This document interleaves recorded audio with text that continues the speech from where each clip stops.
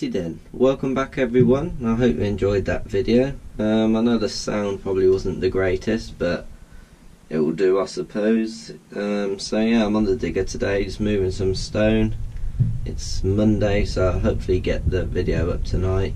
I know George did a video, I think it was Thursday night, he put his video up with the JCB and the Joker, saying about the ploughing match at the end of the month. So I know I've said it in a previous video, just mentioned it. So it's October the 27th, I think that, yeah, it's a Saturday. 10 o'clock we're going to have a charity ploughing match up on our farm here on the top field like we did last year. So I know Kurt, Ben and George are going to be there.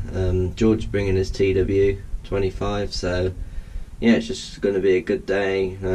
It's all for charity, so that's the main thing, get a bit of money raised. So yeah,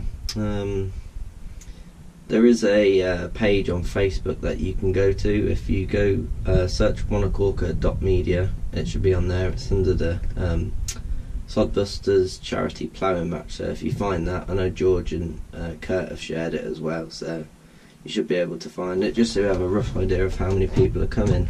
So yeah, right, that's it for this video.